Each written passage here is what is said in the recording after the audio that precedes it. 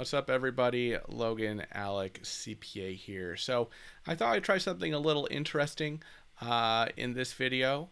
In this video, I'm just going to answer some tax questions that I've come across on the interwebs in the past day or so. Various questions pertaining to real estate and cryptocurrency, just random stuff people have asked about on forums online. So that's what I'm going to do now. I think I'm going to answer about 1, 2, 3, 4, 5, 6, 7, 8, 9 questions here. Maybe one applies to you, maybe not. Maybe you'll just find this interesting. So let me hop on over to my screen here. First question, it comes from Bigger Pockets, actually. We have somebody named Ellie from Grants Pass, Oregon, who just bought a house hack fourplex in 2020. That's a great move, by the way. My first real estate investment was a 4-unit property here in the Los Angeles area. I was able to buy it in my 20s with 3.5% down, right? And it has appreciated a lot since then. It cash flows beautifully. I lived in one of the units for a year. Now I live in a normal house, and now all 4 units in that baby are rented out. Great way to get started in real estate.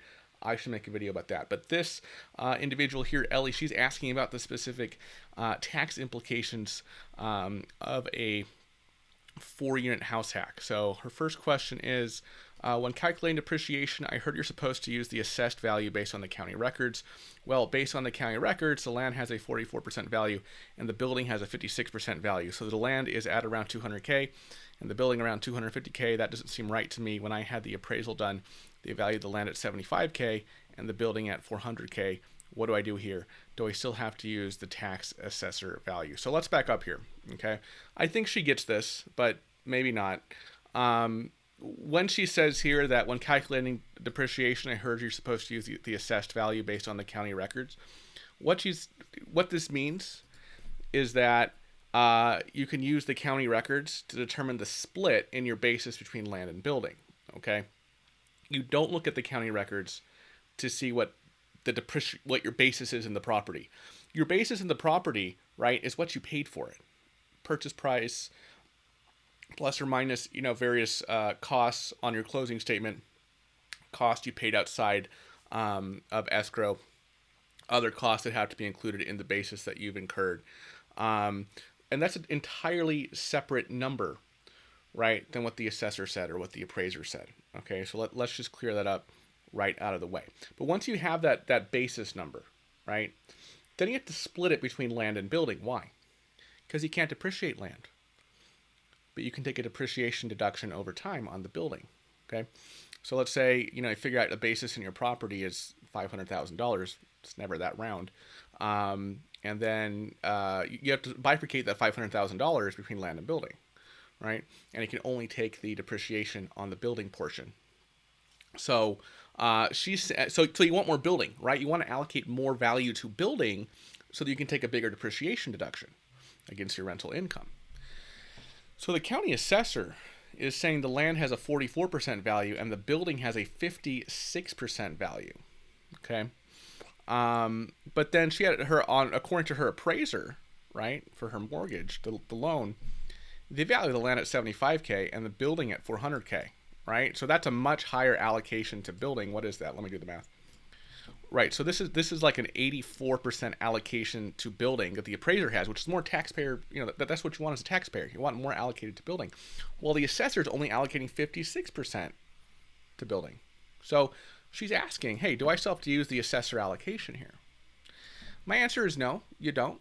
As long as there's some reasonable allocation method that you've come up with, you can certainly use that. You can use the appraisal value. You can look at comparable land sales, right? Let's say you bought your property for $500,000. Okay, let's say there's a piece of land, same size as your lot, right next to it, exact same qualities, except that land is unimproved, doesn't have a building on it. That piece of land sold for $100K. It's probably reasonable in that case to say that your land is worth $100K and the building on your property is worth $400K, right?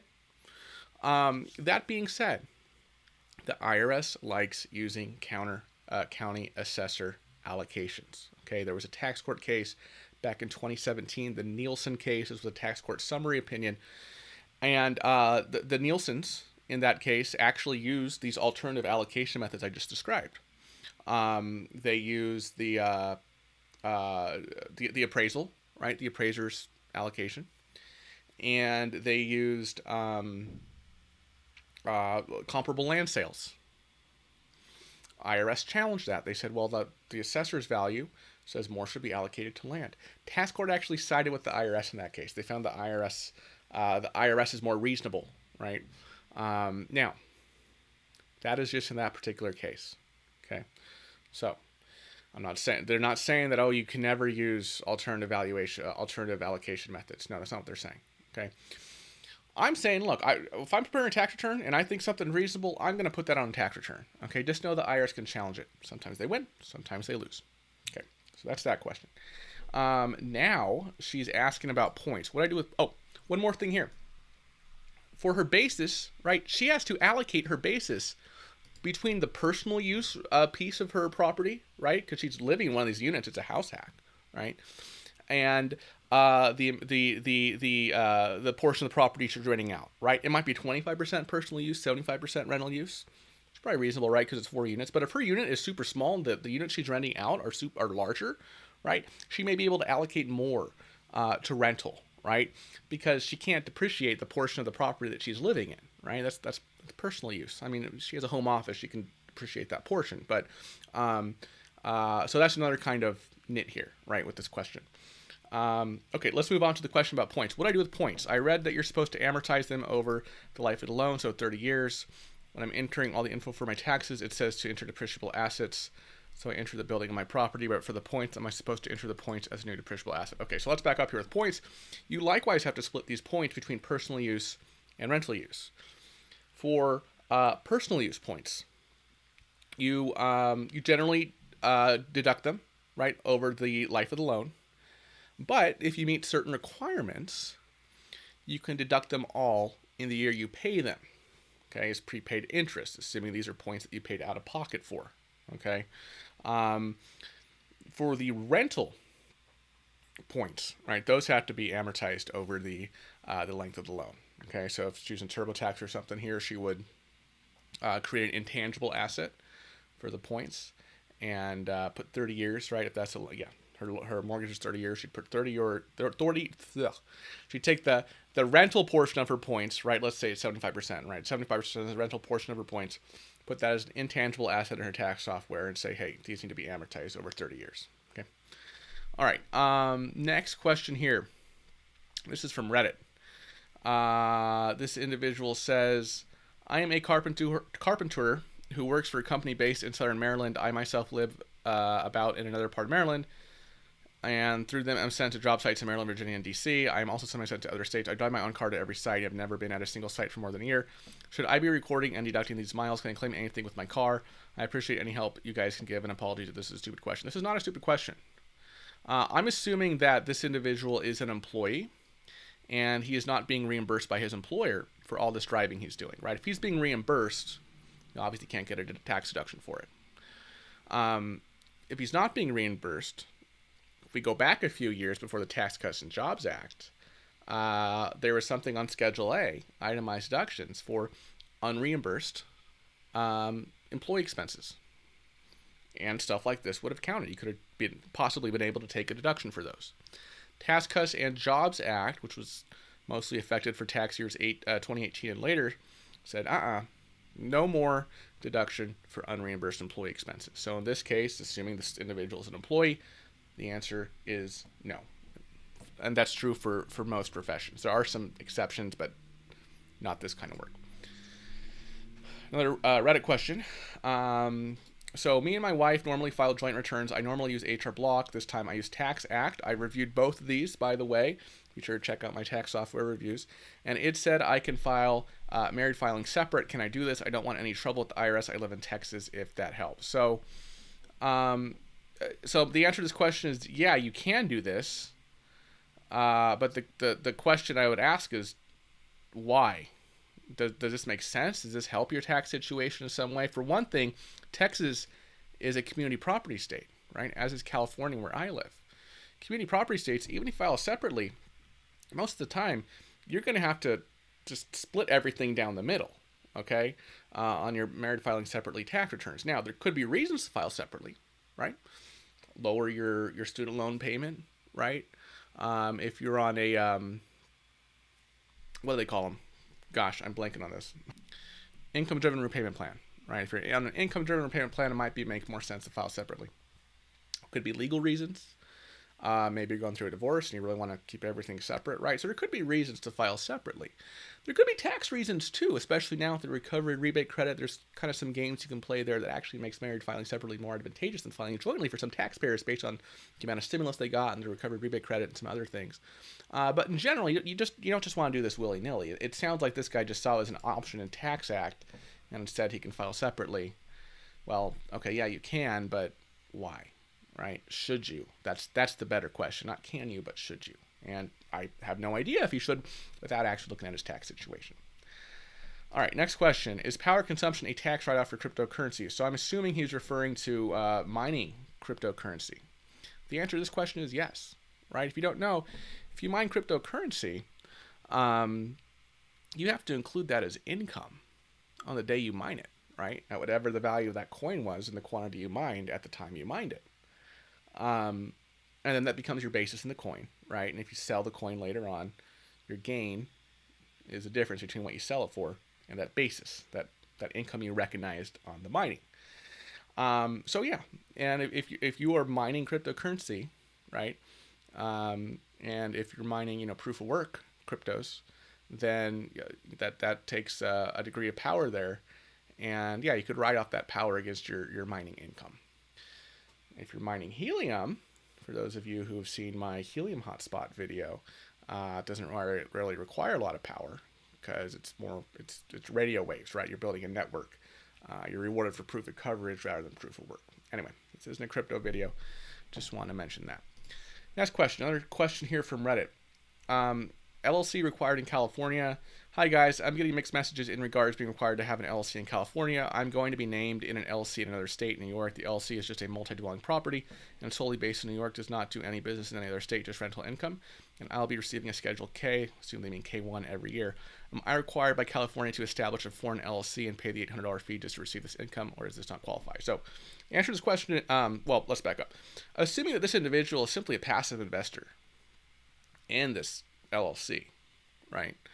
And they don't perform any management activity on behalf of the LLC whatsoever, right? If that's the fact pattern here, this individual doesn't have to set up an LLC in California, right, to receive this income. Or what's he asking here? Okay, I was answering the question, does the LLC have to register in California, right? In that fact pattern, LLC does not have to register in California, right? If they just simply have a passive investor in California who doesn't do anything on behalf of the LLC, right? He just collects distribution checks and K1s, and that's it. He's a completely passive investor. Because if he's performed management activities for that New York LLC from California, California says you've got to register here in California, right? Pay the $800 LLC tax. Okay, not the LLC fee, right? Because the LLC fee in California is assessed on California gross receipts of $250,000 or above. But if the property's not in California, sounds like it's not. Solely based in New York, you want to pay the LLC fee, but you'd still be on the hook for your LLC tax. But his question is not about that LLC. His question is about, is he required to establish a foreign LLC and pay the $800 fee? No, he doesn't have to do that either, right? This guy can just collect his K1 and his distribution checks, okay? He doesn't have to worry about setting up an LLC or that New York LLC setting up a registering in California, right? Assuming that fact pattern. Now, this individual might have to file a New York tax return, right? If this LLC is New York sourced income. So, okay, here's another New England based question. Okay, I'm just going to kind of summarize this here. Hello, I'm hoping to get some advice on behalf of my father, looking over his tax forms.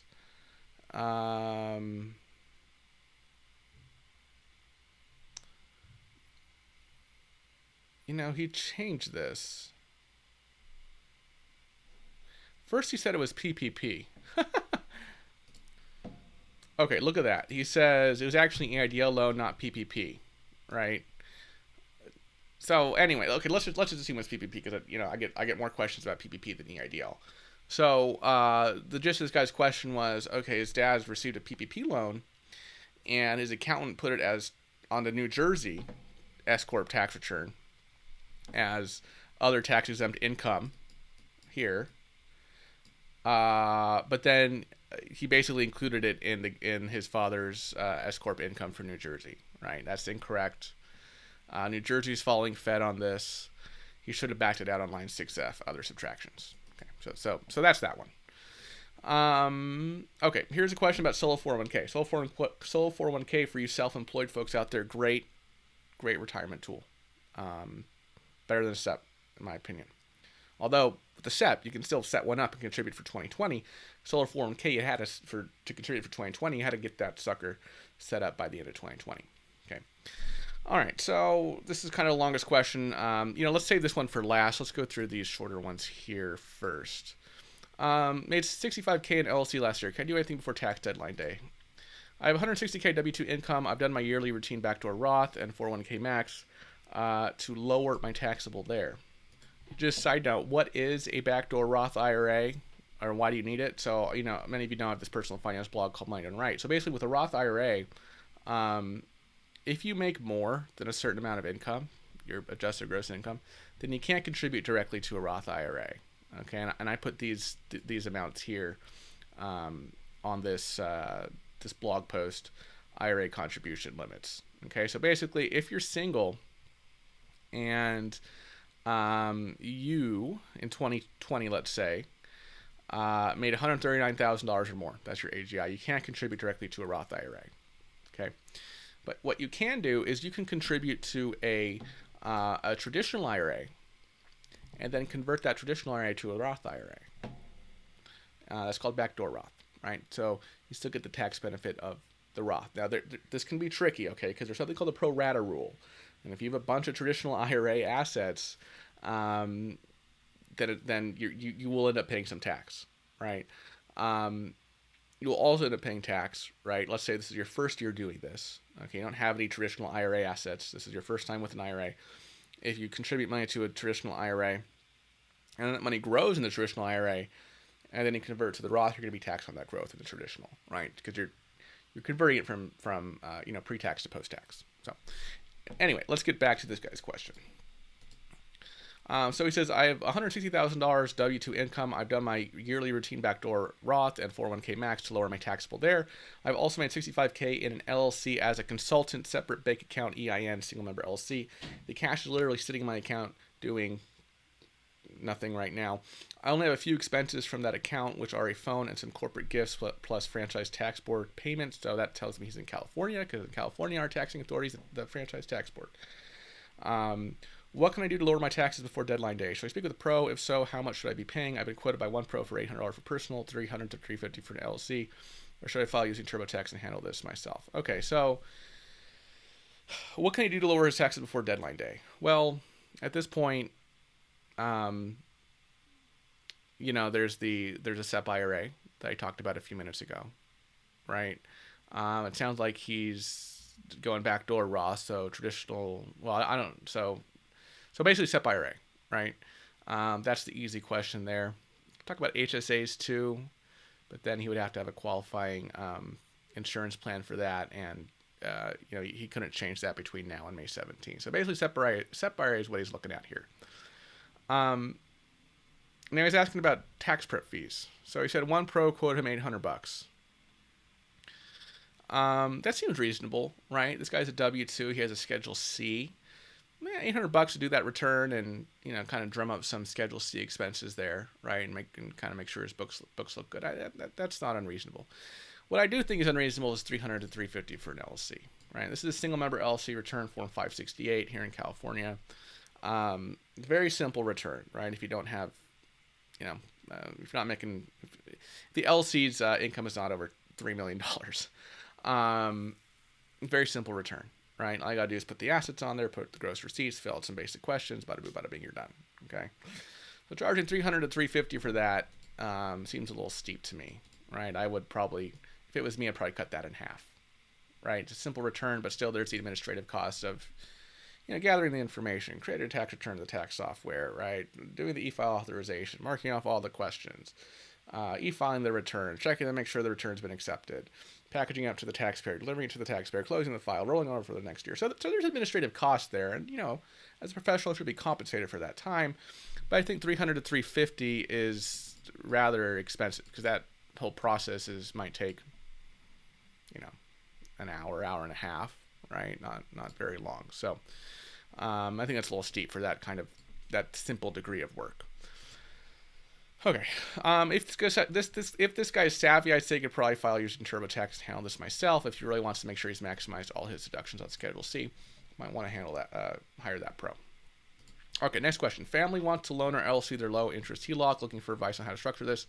My wife and I own an LLC that we use for real estate investment. We currently have by the way, right, LLC for real estate investment. I'm not a lawyer, but lawyers say that could help you with asset protection. Right? I'm not going to get too deep into that. I know what lawyers say. I'm not going to say it, though, because I'm not a lawyer. Talk to a lawyer if you're interested in asset protection. LLC, though, for tax purposes, you don't get more deductions magically because you're an LLC. Okay, you get the same deductions with your rental real estate, whether you have an LLC or not. Right? There's kind of a myth going on. I've seen it on TikTok where, set up an LLC, and you're gonna get more deductions. I was actually quoted in Forbes about this the other day. Right, here's an article in Forbes from April 22nd. Don't create an LLC because you saw it on TikTok. They mentioned me in here somewhere. Where am I? Sorry if this is a little braggy. All right, here we go. I said, they say by and large, it's important to remember there's a difference between TikTok stars who have a lot of followers, those with real credentials. CPA and YouTuber Logan Alec also said it's crucial to remember there are a lot of influencers on TikTok and other social media platforms who may have their own motives for giving advice. For example, some have a course or digital product they want to sell and they use TikTok for the sole purpose of converting buyers. So I have nothing against online courses. I have an online course, right? I have my Prosper course. You can get the coupon code down in the description below. But I'm not going to compromise and give, blatantly false clickbaity information on my channel or social media just to get more people to get eyeballs on that course. So that's what I was saying there. All right, let's go back to Reddit. All right, my wife and I own an LLC that we use for rental real estate investment. We currently have our cash tied up in deals, but we just had another great opportunity come up. Our family has $100K in a HELOC that is at the beginning of the draw period and it's just sitting there. Their rate is under 4% because they've seen our success with our past investments. They're interested in helping us out, but aren't concerned about making any money off the deals as long as they get paid back. That's very nice. That's very nice. I wish I had parents that had this kind of means. Anyway, if they'll have to pay 4% in their HELOC, we were considering just borrowing from them at 5% and then letting them pocket the interest difference. However, my concern is that they won't be able to deduct their interest from the HELOC because they won't be using it for home repairs. Okay, so let's talk about this one. My concern is that they won't be able to deduct the interest from the HELOC because they won't be using it for home repairs. So they can deduct this. If they can trace this, right, they can say that, hey, this entire HELOC, all this money went to loan to our kid, right, at an arm's length transaction, right? And there's rules with this, right? It has to be an arm's length transaction, just the same type of money that you would lend to a third party, right? Unrelated third party, okay? Then you can deduct that interest as investment interest. It doesn't necessarily have to be used for home repairs, right? As long as you document that and source it and you can trace it. So that's the first thing there. Okay, yes, they will be able to deduct their interest. But with investment interest expense, okay, you can only deduct it, A, if you itemize your deductions, and B, up to the amount of investment income you have during the year. However, because they're loaning this money out and being paid interest on it, they will have an investment income, right, to apply the investment interest expense against.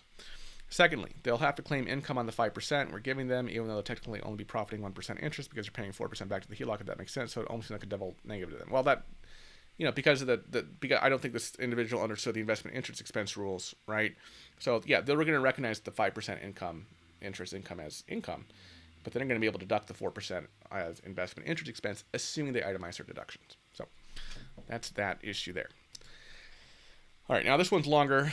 Is the solo 401k for a full-time employee with side income as amazing as it seems? I have a full-time W-2 job where I currently max out the 401k. The 401k is an okay fund selection, the usual Vanguard funds, but otherwise isn't so great as it has relatively high recurring percentage-based fees, no employer match, poor customer service, etc. I've also been dinged with forced distributions in the past due to highly compensated employee issues. Okay. On the side, I occasionally make some money playing gigs as a musician. This is spotty depending on my time and interest over the past few years. Has ranged from $0 to a few hundred to $1,000 per year, with max potential per year likely around a few thousand tops. This is paid out in cash. No W-9, 1090, I assume they mean 1099, etc., with no paper trail other than my own records. Whether or not to call this profit is murky, as it is nowhere near the amount I've spent on the equipment I use, but I would have purchased most of that as a hobbyist for home use anyway. A file Schedule C for this income. Okay. So he says he files a Schedule C for his income. Okay, this makes it sound like he's just sticking his gross receipts on Schedule C without deducting anything against it. That's like obviously super conservative. With this, I mean, it's such a small amount, I wouldn't, but you really have to look at that equipment that this individual uses, right? Like, okay, what are we going to allocate to your business, this gig, music gigs, and what's kind of just, how much of this do you have for fun, right? And it gets dicey when you have something like music or sports or art, which has an enjoyment aspect to it, but then you also make money from it, right? How do you allocate that? Kind of have to dig in the weeds there. For this small amount of money, probably not worth paying a tax professional, but if this becomes something bigger, yeah, we'd probably want to look into that. I'd be super conservative, right, at this point, this individual in, figuring out these deductions. I recently discovered that the gigging income possibly makes me eligible for a solo 401k. Despite the small amount, the lack of clear profitability, interesting. The fact that some years it is zero, that I have a workplace plan already. Seems like almost just the fact that I intend to play some gigs and earn some money at some point in the future is enough. No, that's actually not enough. You have to have net income from self-employment in order to be eligible to contribute to a solo 401k for the year, right? So if this endeavor is not profitable, you are therefore not eligible for a solo 401k. And you also run the risk of the hobby loss rules. Okay, you might be able to get, like if you have some business that you set up, but it's really just for fun, right? Like, I don't know. Gosh, let's think of something ridiculous. Let's say you really love paper airplanes, and you make really expensive paper airplanes using all kinds of materials, glitter, they're bedazzled, whatever.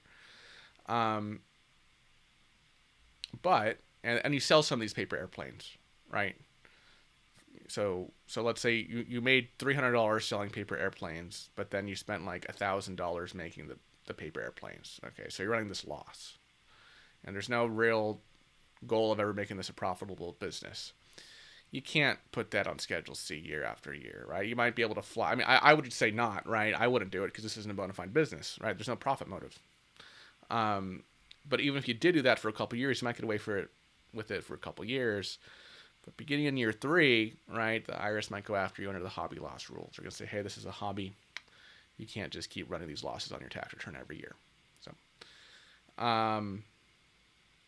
okay, so it sounds like this guy, right, he kind of has this gig on the side, wondering if it's eligible for solo 401k.